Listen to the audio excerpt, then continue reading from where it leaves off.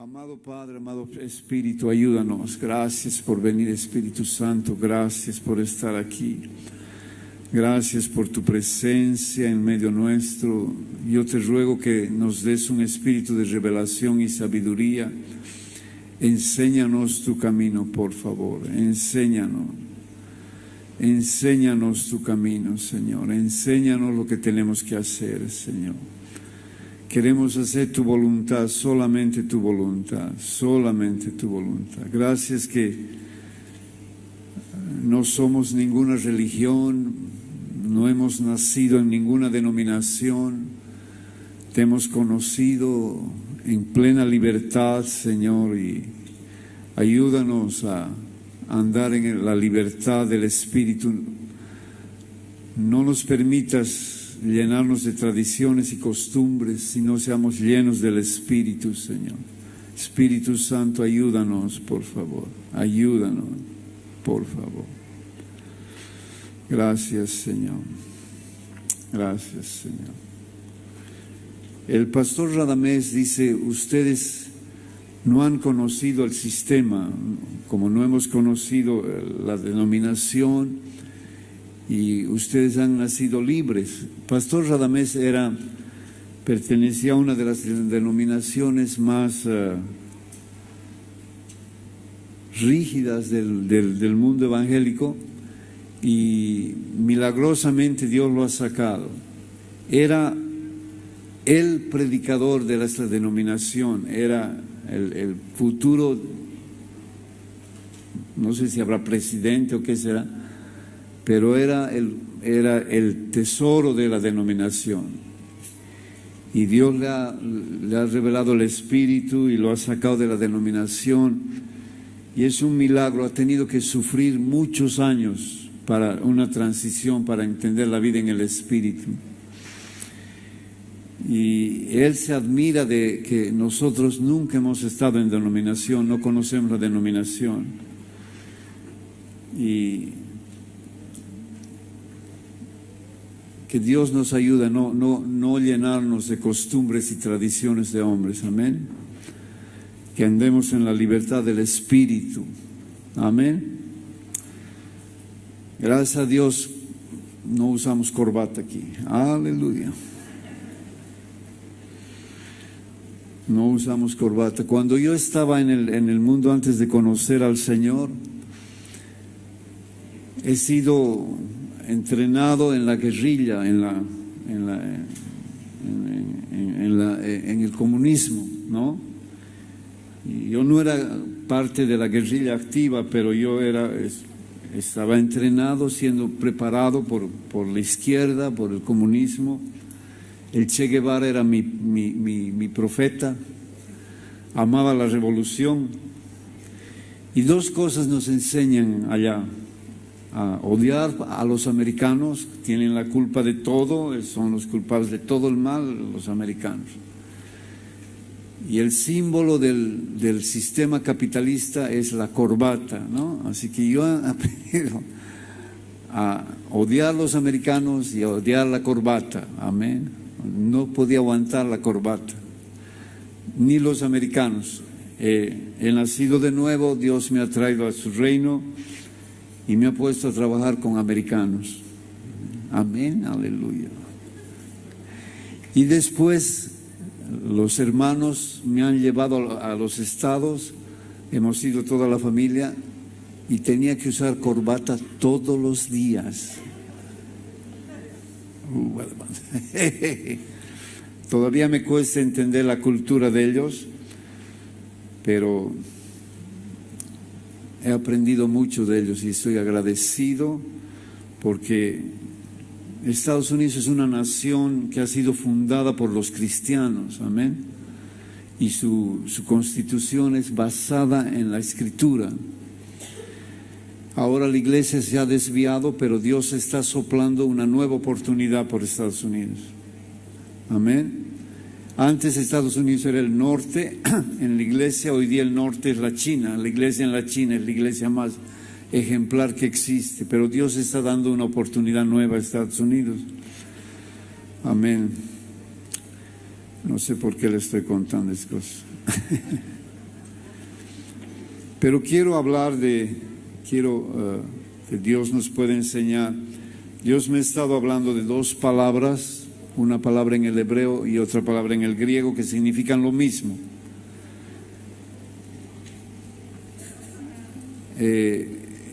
Es interesante que esta es una de las palabras más importantes en la Escritura. Es la palabra que describe a la vida de Cristo y describe la vida de la iglesia como Dios quiere que la iglesia sea. En el hebreo es la palabra esher, podemos decir esher. Y en el griego es la palabra Makarios. ¿Puedes decir Makarios conmigo, por favor? Makarios. La palabra Makarios debe ser una de las palabras más importantes en el Nuevo Testamento. Makarios es uno de los asuntos más importantes. Esta palabra es mencionada desde Deuteronomio hasta el Nuevo Testamento y es traducida como la palabra bienaventurado. Makarios es una palabra de suma importancia, es donde Dios nos quiere llevar, es el objetivo de Dios para su iglesia y para su pueblo. Cuando Moisés estaba a punto de ser llevado por el Señor, la palabra final de Moisés es que sean bienaventurados allá en Deuteronomio. Y el significado es muy similar entre las dos palabras. Y es donde Dios quiere llevar nuestras vidas. Es la característica de Cristo. Cristo, en sus días en la tierra, era un hombre sumamente feliz. Era un hombre lleno de gozo, alegría, paz. Pero sus circunstancias eran muy duras. Desde que Cristo nació fue perseguido, ¿no? Desde niño él ha sido perseguido. Sus padres se fueron a vivir al lugar más pobre de Israel. Eran pobres en extremo. Eran tan pobres que cuando un niño nacía, la costumbre era entregarlo al Señor y había que ofrecer un sacrificio. Y normalmente se ofrecía un cordero. La ofrenda de los pobres era un palomito. Eran tan pobres que solamente tenían un palomito que ofrecer. No tenían ni para comprar un cordero. Vivían en un lugar que era totalmente desechado, mal visto por el resto del pueblo. Decían, algo bueno puede salir de este lugar. Solamente había, algunos historiadores dicen que solamente había maldad en este pueblo. Sus hermanos lo creían loco. Sus hermanos lo buscaban para llevarlo al manicomio. Lo rechazaban todo el tiempo.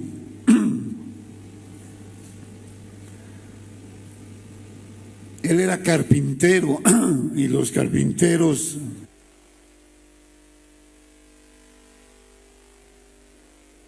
un vaso de agua me puede conseguir alguien, gracias.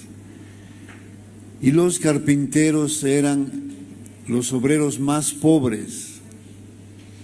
Los obreros más pobres. Sin embargo, él era feliz. La palabra quiere decir honesto, gobernador, guiador, aquel que restituye, feliz, estable, amplio. Cristo era totalmente feliz.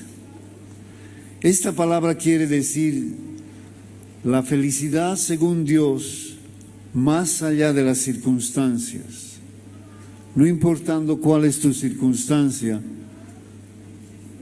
eres una persona totalmente feliz. Los hermanos gracias, Señor. Gracias. Perdón.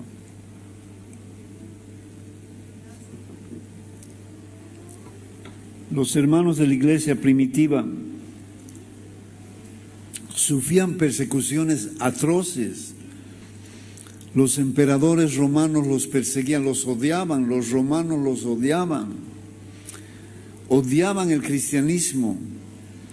Ellos decían que todo lo malo en la tierra ocurría porque los dioses estaban enojados contra los cristianos, porque los cristianos decían que hay un solo Dios y los dioses estaban airados contra los cristianos y había que destruirlos, desarraigarlos.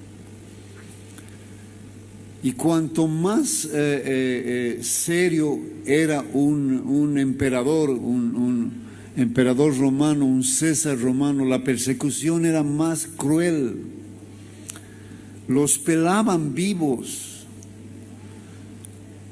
los crucificaban en sus avenidas y les pasaban brea y les encendían fuego para alumbrar sus caminos. En sus fiestas ponían cristianos crucificados alrededor de su fiesta y les encendían en fuego para alumbrar sus fiestas. Los entregaban a los leones.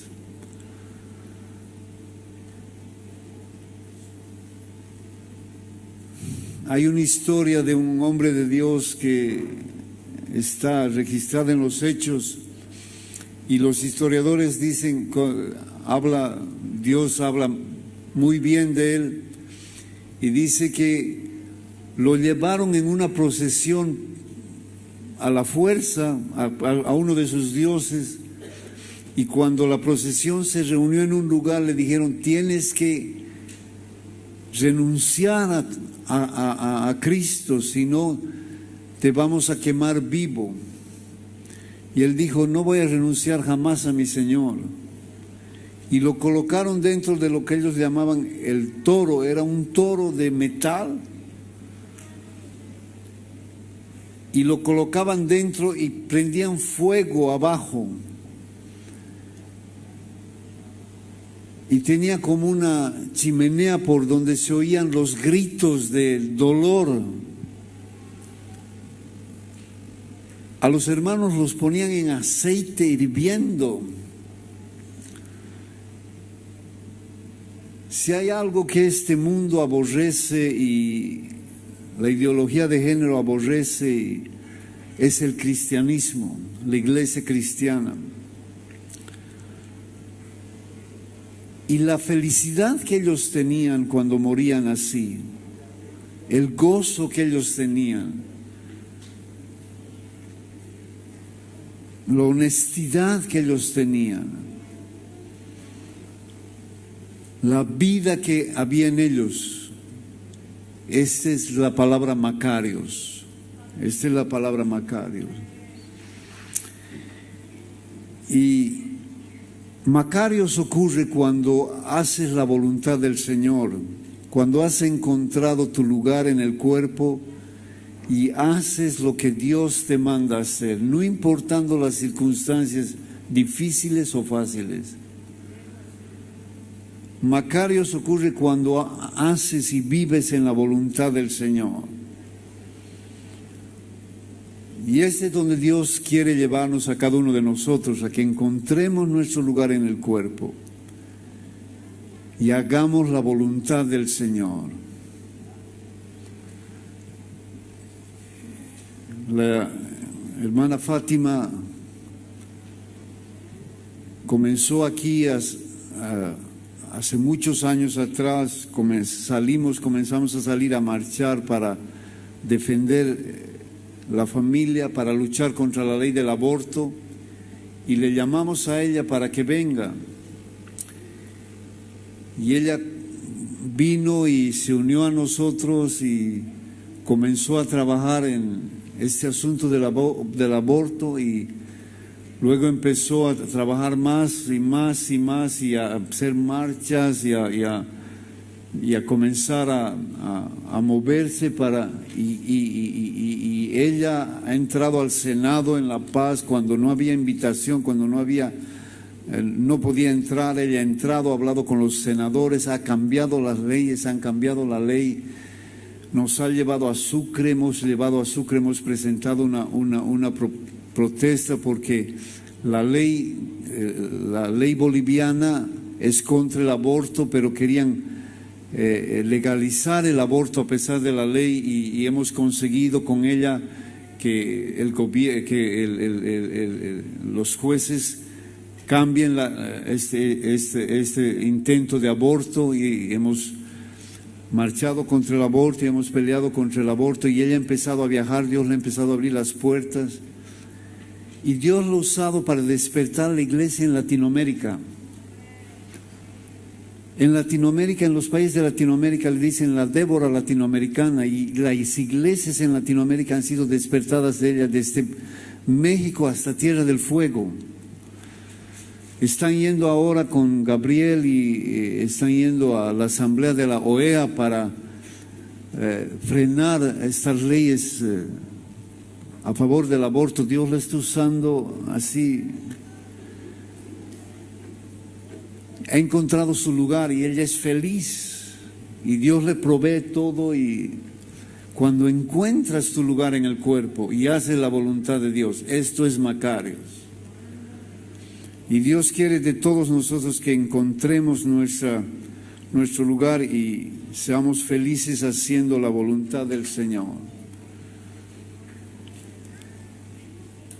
Es sorprendente la vida de Cristo antes del ministerio. Tan difícil su vida, tan complicada. Venir de la gloria,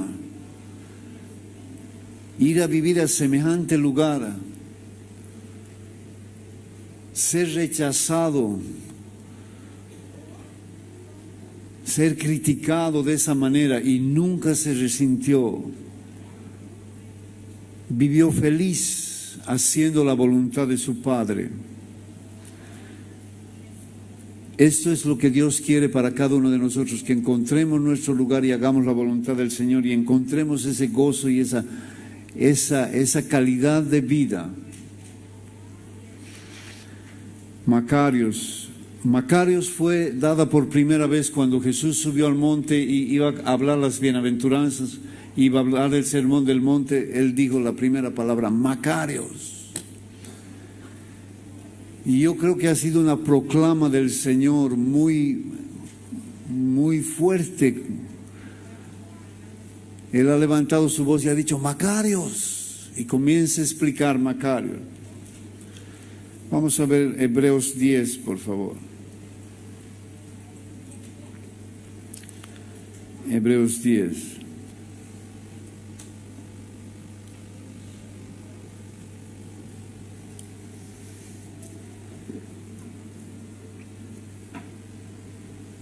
Versículo 5.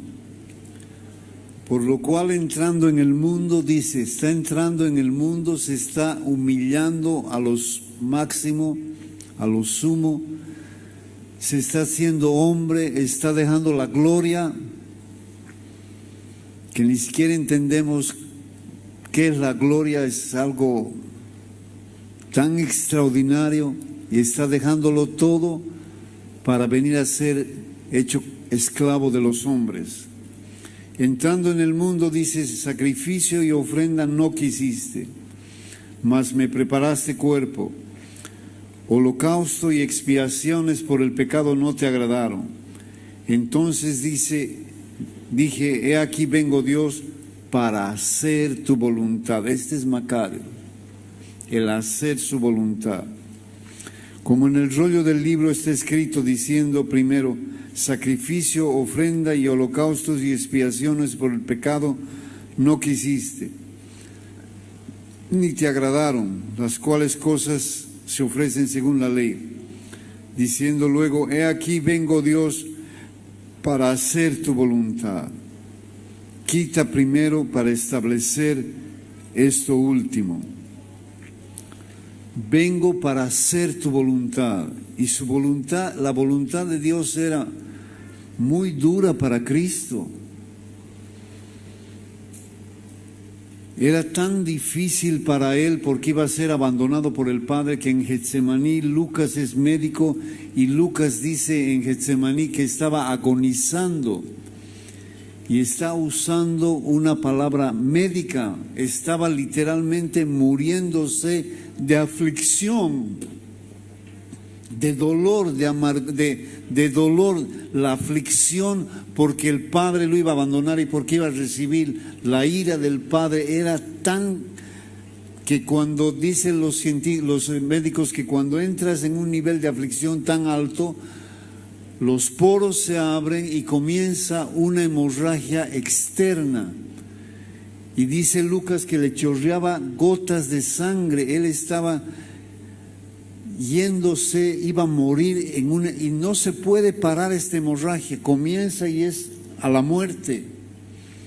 Y él estaba agonizando, se estaba muriendo de dolor. Del dolor se estaba muriendo.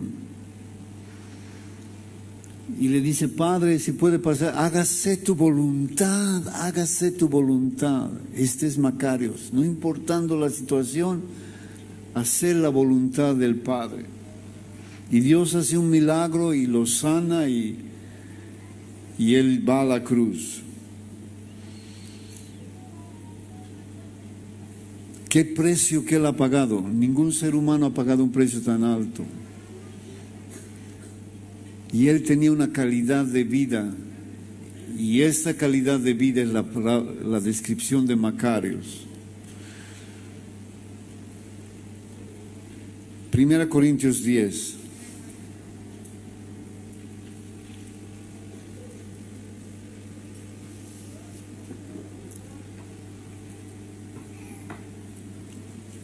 Primera Corintios 10. No quiero, hermanos, que ignoren que estoy en el versículo 1, que nuestros padres estuvieron bajo la nube y todos pasaron el mar, y todos en Moisés fueron bautizados en la nube y en el mar, y todos comieron el mismo alimento espiritual, y todos bebían la misma bebida espiritual porque bebían de la roca espiritual que los seguía, y la roca era Cristo. Pero de los más de ellos no se agradó Dios. Nuestro llamado es agradar a Dios. Nuestro llamado es agradar a Dios. Amados, los que ellos han visto en el desierto ha sido algo. Han salido y tenían los egipcios atrás y el mar adelante. Se ha abierto el mar. Y los científicos han encontrado que en este lugar donde se ha abierto el mar había un puente subterráneo. Y a los costados había profundidad de mar, a un lado y a otro lado profundidad de mar. Y en este lugar exacto había un puente que atraviesa todo este lugar. ¿Te imaginas lo que es ver el mar abrirse y caminar a través del mar? Han atravesado el mar y Dios los ha empezado a alimentar en el desierto. El desierto por donde, aleluya, gloria a Dios. El desierto por donde ellos iban era lleno de serpientes venenosas. Era el peor lugar por donde se podía andar. Y Dios los ha llevado a través de las serpientes. Y la ropa no se les envejecía. Y Dios les daba comida todos los días. Y cuando Dios venía, el monte ardía, la tierra temblaba, había un viento como un gran huracán, la trompeta de los cielos, el shofar, dice el hebreo, los shofares de los cielos tronaban. Y Dios les hablaba con voz audible. En el día una nube les daba sombra. En la noche ese lugar del desierto llega a temperaturas tan bajas que las piedras revientan. Y Dios les ponía calefacción, fuego de noche. Y han visto agua salir de la roca. Y han visto maravillas y dice Dios no se agradó de ellos. Nuestro llamado es agradar al Señor. Y agradamos solamente cuando hacemos su voluntad. ¿Sabes su voluntad para tu vida? Lo último que yo quería hacer es ser pastor. Es un gran honor y un gran privilegio ser pastor, pero es lo último que yo quería hacer.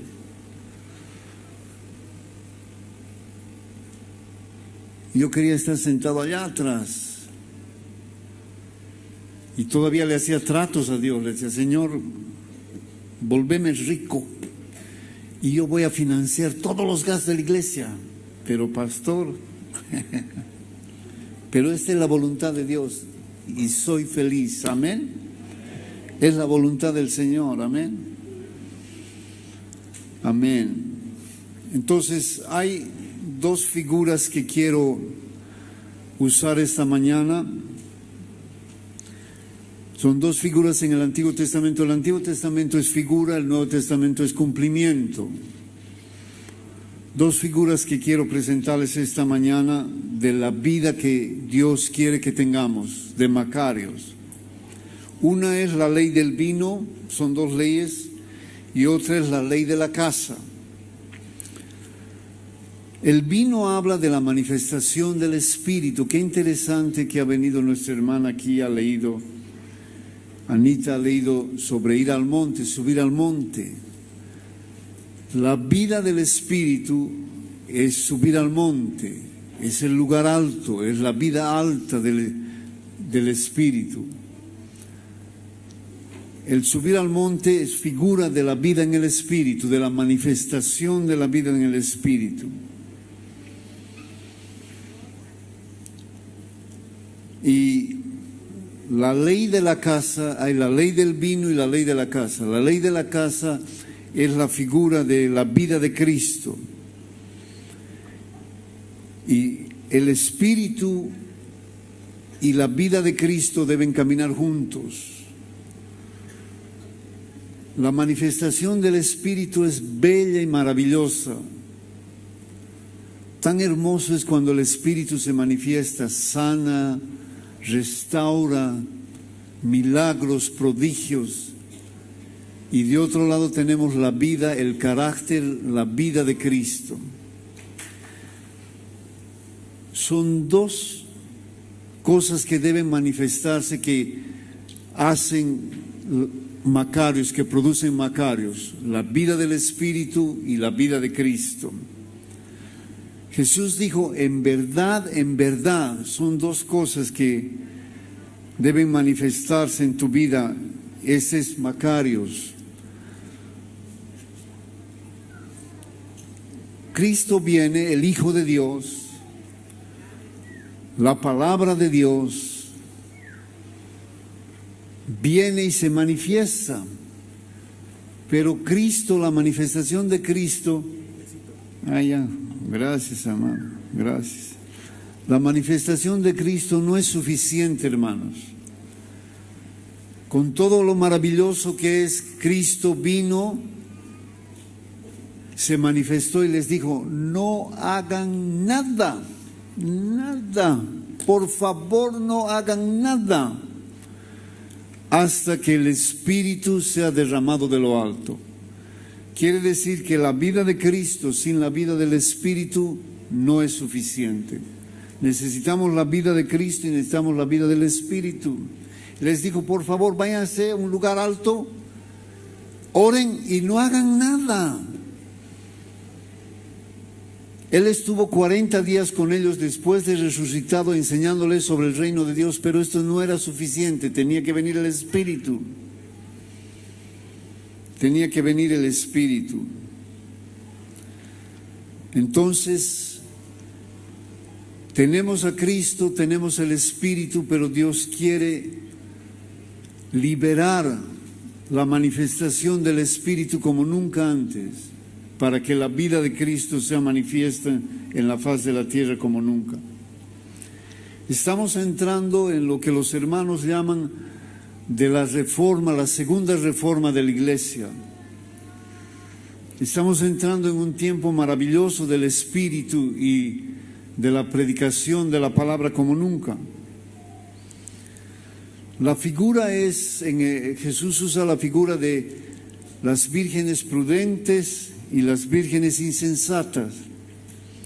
La virgen prudente es la figura de la iglesia que ha de tener la vida de Cristo y ha de tener la vida del Espíritu, o va a tener macarios, esa va a ser su característica. Tú las miras a ambos y ambas son vírgenes. Mateo 25. Y ambas se visten y ambas entienden que el Señor está llegando. Y ambas están esperando a su Señor. Pero las vírgenes prudentes, prudente quiere decir la que piensa con la mente de Cristo. Insensata quiere decir la que no piensa. Pero la prudente no solo tiene la vida de Cristo, tiene aceite en su vasija y en su lámpara. Tiene la vida del Espíritu. Y cuando llega el Señor, la insensata le dice a la prudente: dame de tu aceite, porque a mí se me está acabando, ya no tengo aceite. No tienen la vida del Espíritu. Y la prudente le dice: vayan y compren. Aceite se compra, hermanos. Salvación es gratuita. Salvación es por fe, pero el aceite se compra. Tienes que orar, buscar al Señor por la unción con desesperación. No importa dónde estés, qué estás pasando.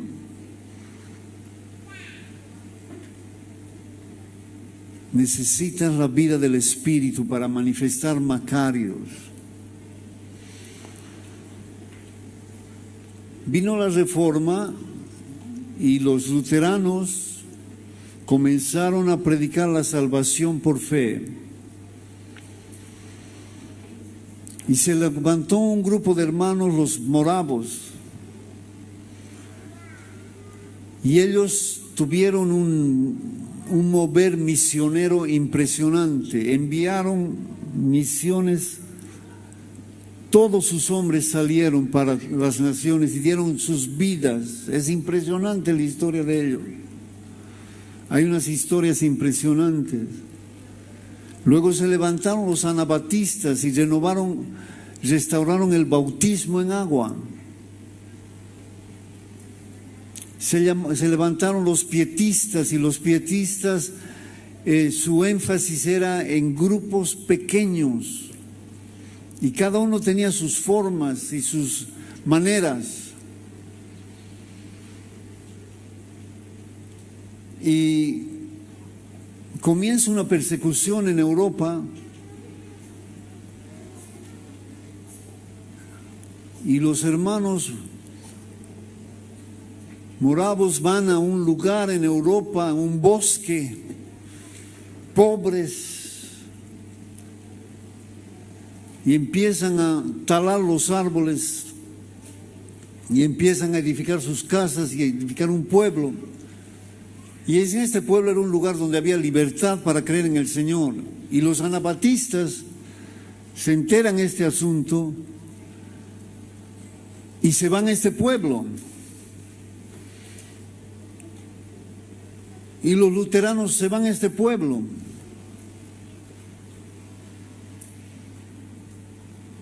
Y los pietistas se van a este pueblo, donde tenían libertad. Estaban todos felices. Todos estaban felices.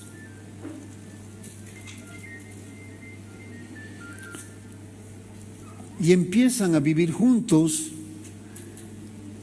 Y cada uno tenía sus prácticas. Y empiezan los problemas. Porque ¿cómo van a ser así? Los luteranos sacan la lengua para recibir el partimiento del pan como católicos, porque habían sido católicos.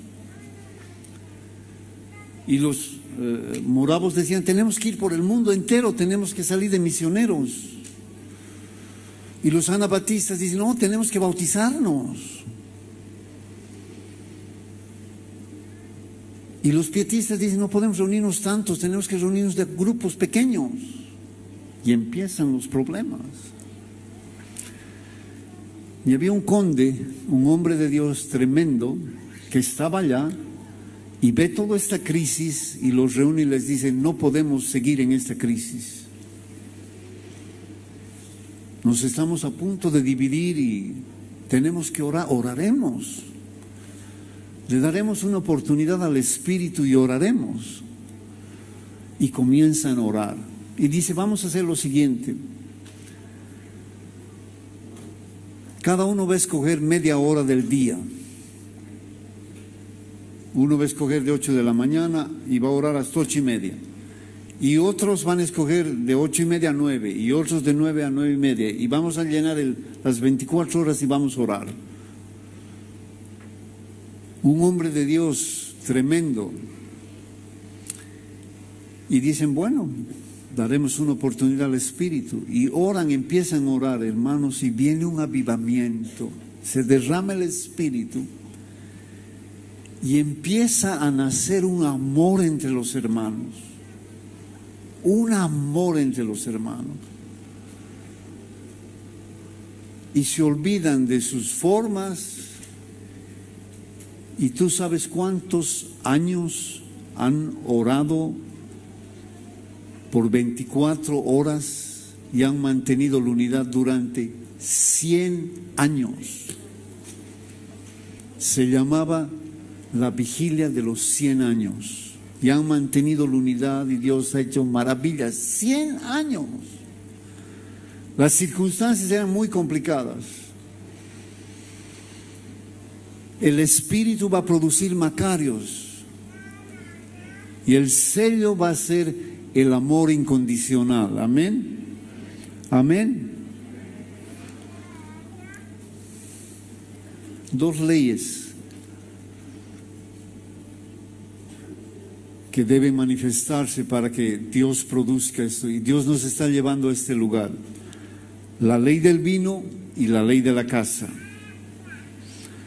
La ley del vino, Esther, capítulo 1.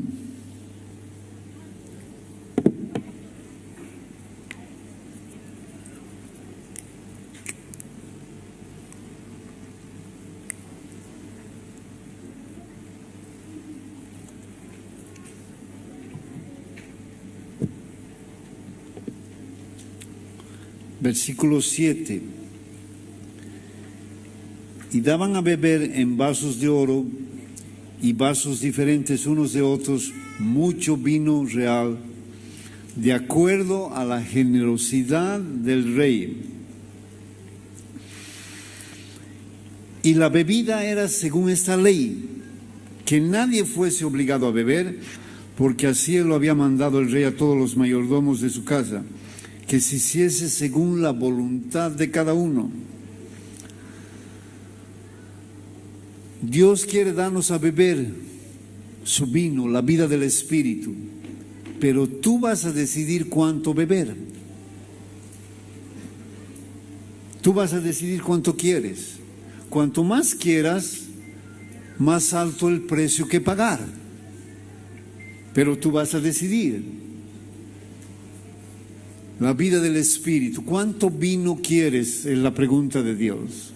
¿Cuánto quieres? Yo quiero tomar todo el vaso, hermano. El Señor dijo, dame toda la copa.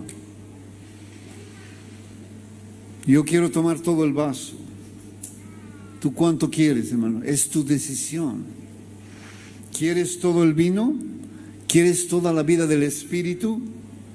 ¿Quieres entrar a un restaurante, hablar en lenguas y que caiga el Espíritu Santo en el restaurante?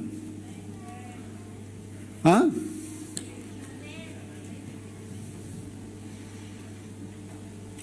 ¿Quieres entrar a tu oficina y que oras en lengua y el Espíritu Santo caiga y la gente empiece a caer de rodillas y empiece a llorar y te ruega, enséñame el camino del Señor, y empiece a arrepentirse?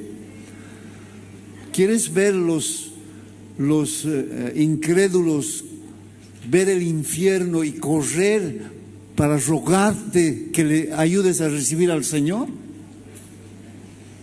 Esta es la vida del Espíritu, pero el precio es alto. ¿Cuánto vino quieres beber? ¿Quieres vino? ¿Quieres el vaso entero? Amén. Pero no solamente es el Espíritu, tiene que haber la vida de Cristo, la ley de la casa. En Ezequiel hay la descripción de 2 templos.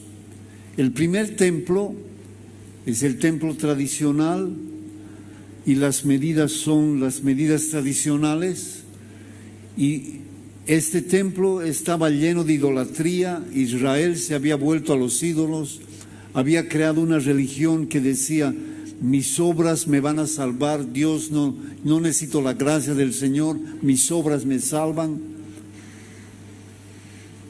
Y el Espíritu Santo deja este templo y se edifica un otro templo. Y este otro templo tiene medidas que los judíos no pueden entender por qué tiene esas medidas. No hay teólogo judío. El mayor problema de los teólogos judíos es por qué el nuevo templo tiene esas medidas. Y el Espíritu Santo vuelve al templo, al nuevo templo, y dice en Ezequiel 43, describe este nuevo templo. Vamos a abrir en Ezequiel 43, por favor. Versículo 12. 43, 12, en el nombre de Jesús. Esta es la ley de la casa. Ya hemos visto la ley del vino, ahora esta es la ley de la casa. Sobre la cumbre del recinto entero, todo alrededor será santísimo. He aquí, esta es la ley de la casa. Y viene Cristo y dice: yo soy el templo mayor. En el Nuevo Testamento hay 2 palabras para templo. Una es la iglesia, 1 Corintios 12, y la palabra templo allá significa el lugar santísimo, el lugar pequeño, el lugar interior del templo, el lugar más escondido del templo. Dice: ustedes son este lugar. Pero de Cristo se habla de otro lugar, que significa el recinto entero. De Cristo dice la Escritura que Él es el recinto entero. Entonces tenemos la ley del vino, la vida del Espíritu y la vida de Cristo.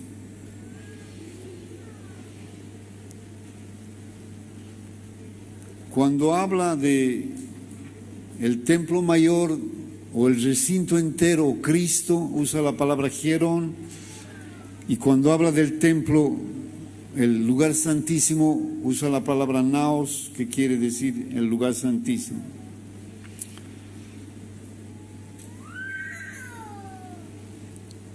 Va a venir el Espíritu y va a producir,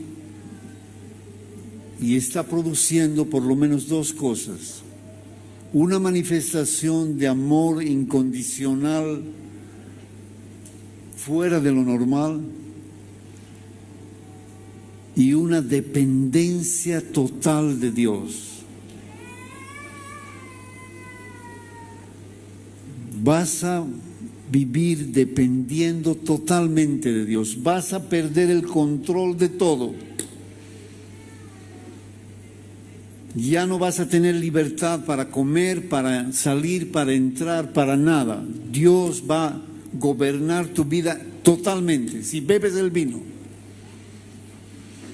y vas a tener un amor que te vas a sorprender cómo amas tanto. Dependencia de Dios.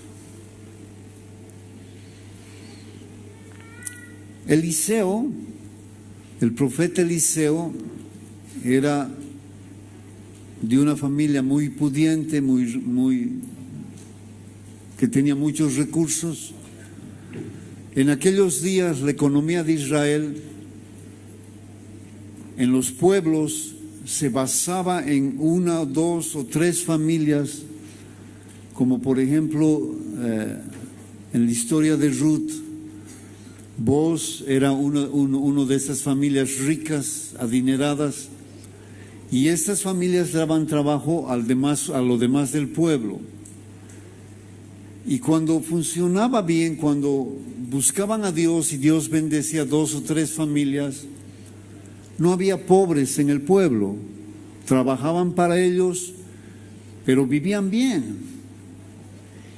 Y Eliseo era uno de estos hombres ricos. Y Dios le dice a Elías: anda, ungí a Eliseo. Y Eliseo quema su arado, quema sus bueyes y le ofrece sacrificio al Señor y pierde todo. La iglesia primitiva se levanta y vendían todo lo que tenían. Todo lo que tenían y lo daban a los apóstoles. ¿Te imaginas que de la noche a la mañana tengas que vender todo y no tengas nada? Y pases a depender totalmente del Señor.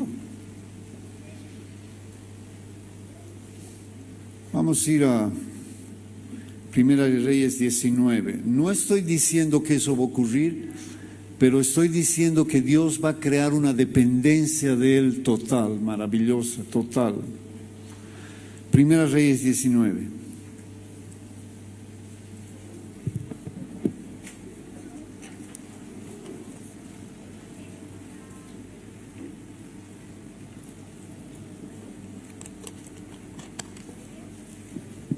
¿Ya están allá? Versículo 19. Pasando el de allí, está hablando de Elías, halló a Eliseo, hijo de Safat, que araba con 12 yuntas delante de sí. Y él tenía la última. Era muy rico, tenía 12 yuntas. ¿Qué cantidad de tierra tenía este hombre? Y pasando Elías por delante de él, echó su manto, y era el llamado. Ya, así era Elías. ¡Pum! Le tira el manto. Entonces, dejando los bueyes, vino corriendo en pos de Elías, y Elías se va. Y le dice: te ruego que me dejes besar a mi padre y a mi madre, y luego te seguiré. Y él le dijo: ve, vuelve. ¿Yo qué tengo que ver? Así era Elías. ¿Te imaginas que vas a una iglesia a reunirte con el pastor y el pastor te dice: a mí qué me importa? Te vas y no vuelves más, ¿no ve? Elías era así. Y Elías le dice a Eliseo: ¿qué me importa a mí? Y él le dijo: ve, vuelve, ¿qué te he hecho yo? Y se volvió y tomó un par de bueyes, los mató, y con el arado de los bueyes coció la carne y le dio al pueblo para que comiesen. Después se levantó y fue tras Elías y le servía. ¡Wow! Y hay otro lugar donde dice: Eliseo servía a Elías, y la palabra quiere decir echar agua en sus manos. Este era el trabajo de las mujeres siervas. La mujer era considerada como una persona de segunda clase, y el trabajo de las siervas jamás un hombre lo haría. Y Eliseo llega al punto de hacer este trabajo, pierde todo, tiene una dependencia total de Dios. Dios nos va a llevar a esto, a depender de Él totalmente. ¿Quieres beber? ¿Quieres beber? Necesitamos una entrega incondicional. Salmo 110. Salmo 110. ¿Quieres Macarios? ¿Quieres la vida que tenía Cristo? ¿Quieres que tu sombra entres al oncológico y tu sombra levante los enfermos de cáncer? ¿Quieres vaciar el oncológico? Amén. Con tu sombra. Amén. Salmo 110. Jehová dijo a mi Señor: siéntate a mi diestra hasta que yo ponga por tus enemigos por estrado de tus pies. Jehová enviará de Sión la vara del poder, lo que estamos hablando, la vara del poder. Domina en medio de tus enemigos, tu pueblo se ofrecerá voluntariamente en el día de tu poder. En la hermosura de la santidad, desde el seno de la aurora. Tienes tú el rocío de la juventud, juró Jehová y no se arrepentirá. Tú eres sacerdote para siempre, según el orden de Melquisedec. El Señor está a tu diestra, que levantará a los reyes el día de su ira. Este mover va a tratar con la ideología de género en la faz de la tierra, amén. Los reyes están maquinando contra la iglesia y están creando esta ideología de género. Por ejemplo, Canadá es el mejor alumno de ideología de género. Así dice el Gabriel. Canadá es el mejor alumno de la ideología de género. Es la nación más adelantada en este asunto.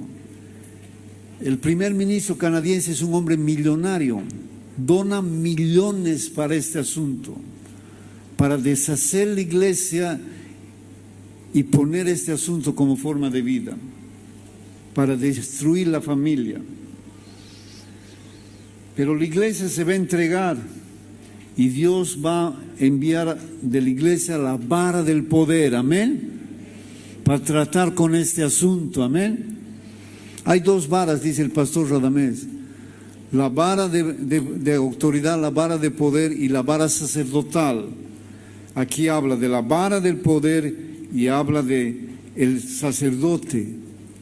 ¿Se acuerdan Aarón en el desierto? ¿No ve las varas que Moisés pone en lugar santísimo?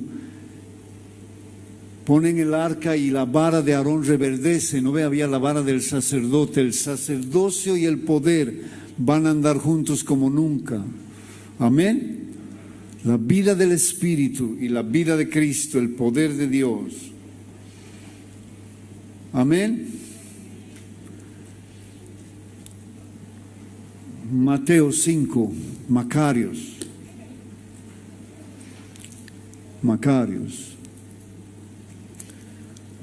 Mateo 5. Viendo la multitud, subió al monte. Sentándose, vinieron a él sus discípulos. Abriendo su boca, les enseñaba diciendo: ¡Macarios! ¿Qué vio? Vio su pueblo. Vio a su pueblo, subió al monte y habló la palabra. Este es el cumplimiento. Vamos a ver la figura. Éxodo 3. Éxodo 3.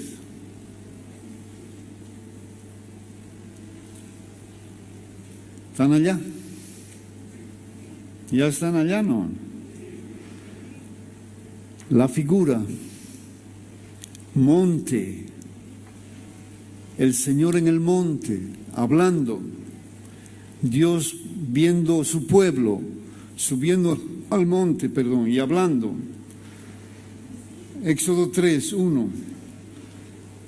Apacentando Moisés las ovejas de Jetro, su suegro, sacerdote de Madián, llevó las ovejas al desierto y llegó hasta donde Horeb, monte de Dios. Va al monte y se le aparece el ángel de Jehová en una llama de fuego en medio de una zarza. El ángel de Jehová, cuando se menciona el ángel de Jehová, es Cristo. Y él miró y vio que la zarza ardía en fuego y la zarza no se consumía. Versículo 7. Dijo luego Jehová: he visto la aflicción de mi pueblo que está en Egipto, he oído su clamor a causa de sus detractores, pues he conocido sus angustias. Dios le dice: he visto el pueblo, se manifiesta en un monte y habla la palabra. Esa es la figura, el cumplimiento Cristo. Viendo su pueblo, sube al monte y habla la palabra. ¿Ven la figura? Amén. Mateo 9.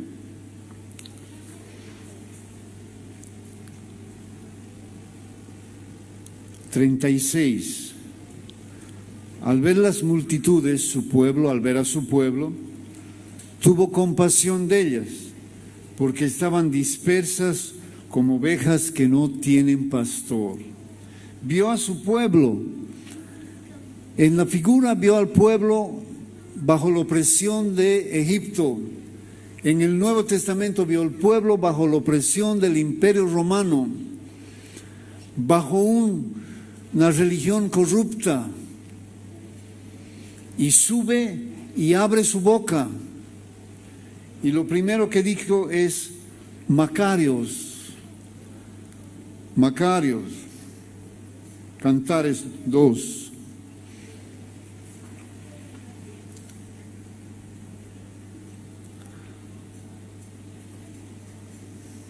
Versículo 8. La voz de mi amado, he aquí que viene saltando sobre los montes, lleno del Espíritu, brincando sobre los collados. Mi amado es semejante al corzo o al cervatillo. He aquí está tras nuestra pared, mirando por las ventanas, atisbando por las celosías. Mi amado habló y dijo: levántate, oh amiga mía, hermosa mía, y ven a la vida del Espíritu. Amén. La iglesia, ¿qué ha hecho? Se ha encerrado entre cuatro paredes. Así estamos. Pero está viniendo Él, lleno del Espíritu, lleno de la vida del Espíritu. Amén. Y nos está llamando: ven, amén. Vamos a salir y vamos a beber del Espíritu. Amén. Aleluya. Gracias, Señor. Gracias, Jesús.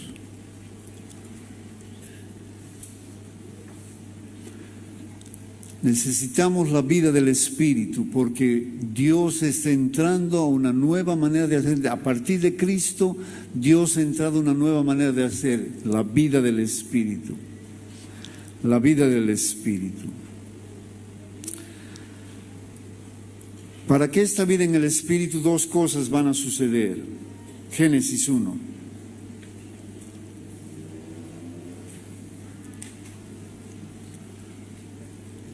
Versículo 2. La tierra estaba vacía y las tinieblas estaban sobre la faz del abismo, y el Espíritu se movía sobre la faz de las aguas. La iglesia es el abismo en la tierra.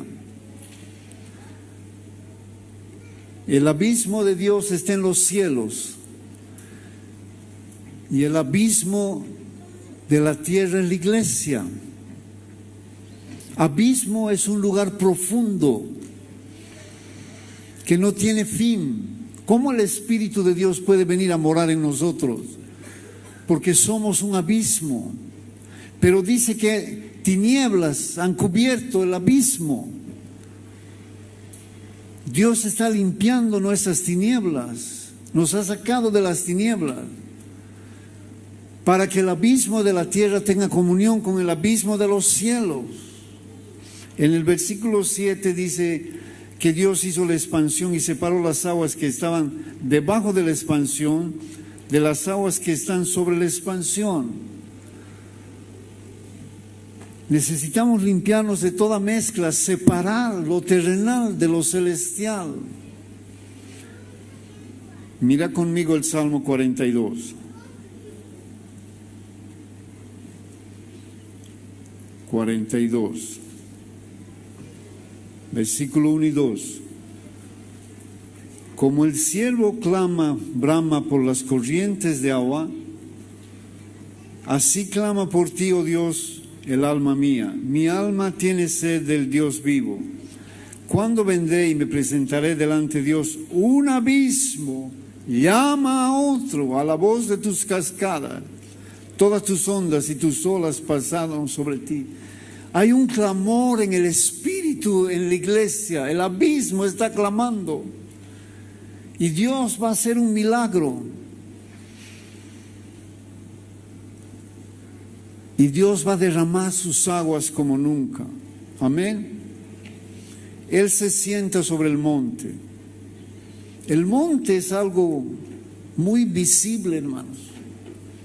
Si te encuentras frente a un monte, lo ves, es maravilloso, bello. Esta es la vida del Espíritu, los milagros, las señales, el poder de Dios. Pero la figura es el rey sentado sobre el monte. No podemos tener solamente el monte sin el rey. No podemos tener el rey sin el monte. Dios está restaurando el monte en su casa, la vida del Espíritu. Necesitamos de los dos, necesitamos el rey y el monte.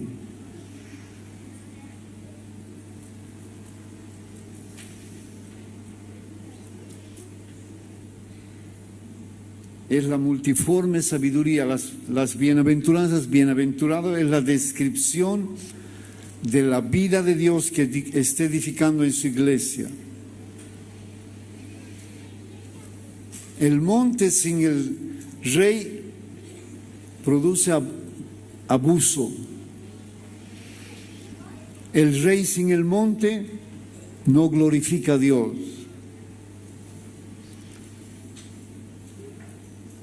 Se sentó en el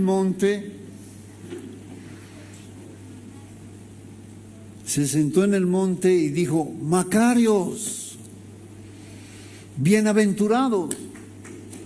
Y comienza diciendo: los pobres en espíritu. ¿Y qué dice el versículo? ¿Por qué no vamos ahí?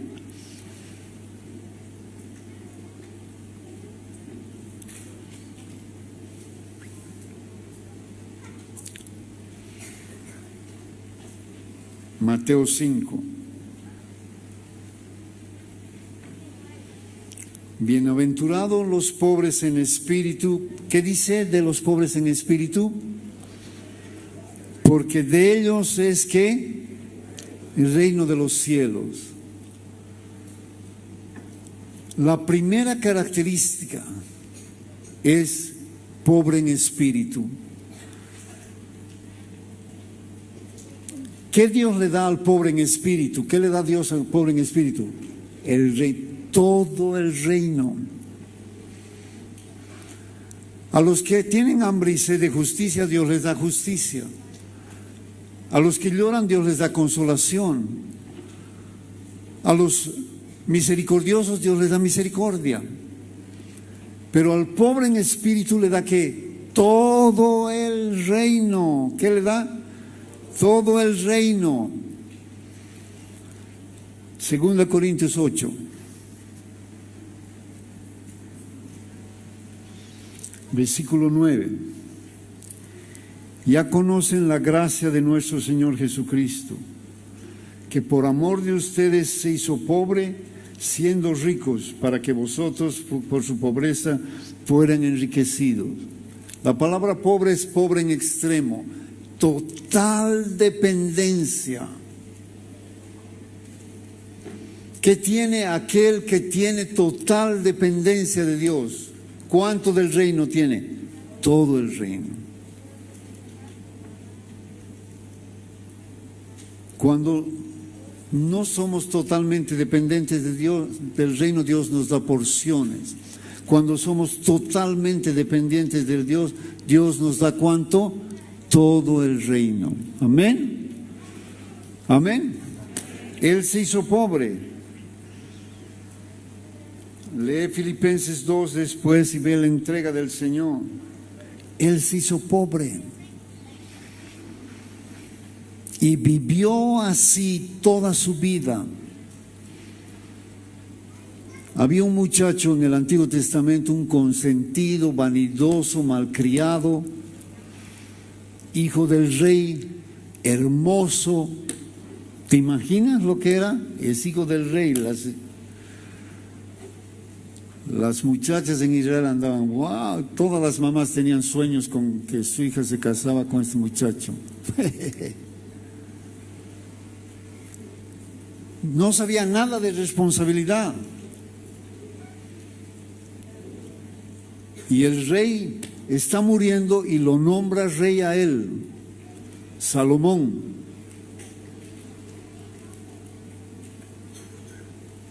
Y los hermanos lo están mirando, afilando sus espadas, al primer error que cometa. Y Salomón sabe esta astuta historia. Y va y se quebranta delante de Dios. Y dice, soy pobre en espíritu, no puedo hacer, no sé nada. Y Dios le da, ¿qué le da Dios? Gloria, sabiduría, poder, le da todo el reino, un quebrantamiento. Y a Cristo toda su vida fue así. Amén. Vamos a entregarnos al Señor. Amén. Padre amado, te entregamos toda nuestra vida. Dependemos de ti totalmente, Señor. Ayúdanos, Señor. Ayúdanos, por favor. En el nombre de Jesús, ayúdanos, por favor. Amén. Dios les bendiga, hermano.